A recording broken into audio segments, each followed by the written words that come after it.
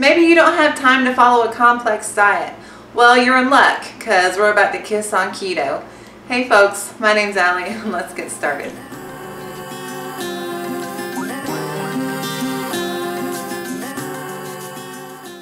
So let's kiss, and by kiss I mean keep it simple, stupid.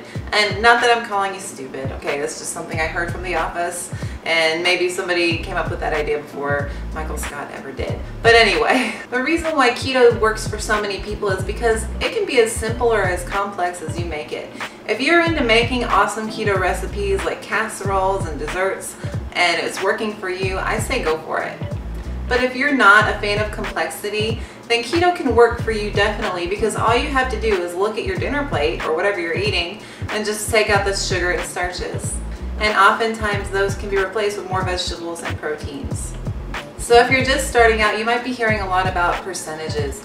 Oh, you should be eating 80% of fat and 15 protein and 5% carbs. But it doesn't even have to be that complicated. My recommendation to you is, if you want to keep it real simple, just follow the standard plan, which means try to limit your carb intake daily to about 20 grams. Some people go from 20 to 30 or even up to 50, but I say stick with 20 if it works.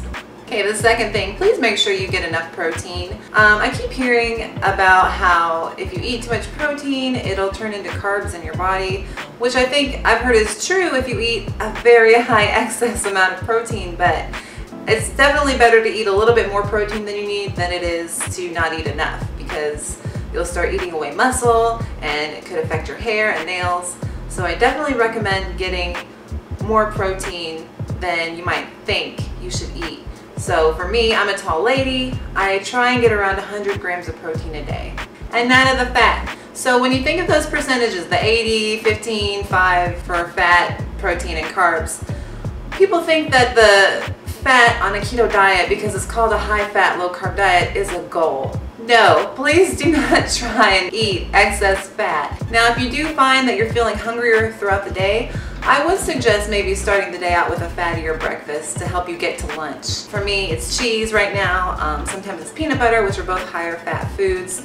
But it makes sure that I can get to lunch, my next meal, without having to snack or graze, and then that keeps my calories down too. So it's really all about calories, and I know that there are people out there that don't want to hear that, but it's physics, okay? I'm sorry. So the reason keto helps you with controlling calorie intake is because if you're eating high amounts of sugar and then you have a sugar crash, it just raises your hunger. But also, eating a higher amount of fat can also keep your hunger down, because it takes longer for fat to digest. So it's both the carbs and the fat working together. But like I said, that's not a goal. Don't worry about getting 80% of your diet in fat.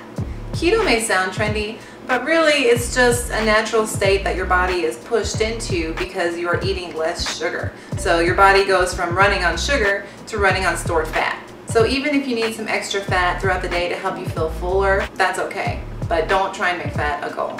Like I said, stick below 20 grams of carbs and eat sufficient amounts of protein.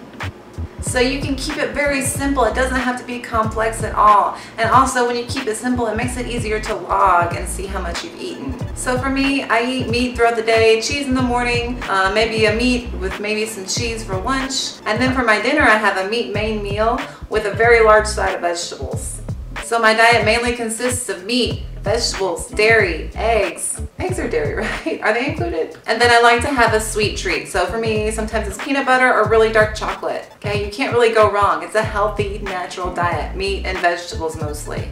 Things you don't need to worry about. Fat bombs, super complex keto recipes or keto casseroles. If you like doing those, that's fine, more power to you. But for me, it's easier to log when I measure out a meat on a gram scale, and then I measure out my vegetables and I just plug it into my Lose It app. And you don't really need things like MCT oil. People use those, and if it works for them, great. But you don't have to go out and buy expensive ingredients. You don't need bulletproof coffee. I've tried it, it's delicious. But you don't need it, you don't have to drink it. This isn't a diet where you have to go buy special things. You're just buying the outside perimeter of the grocery store. Meats, veggies, dairy, and then of course your sweet treat, if you need one. Well folks, that's about it for today. Please, I urge you, if you're scared of complex diets and you're scared of Franken ingredients, please try and keep keto simple. It's really just about good ingredients and good food. and cutting out sugar and starches, which we don't really need, and we're probably too used to eating in excess. So thank you for watching. My name's Allie. Have a good one. Bye.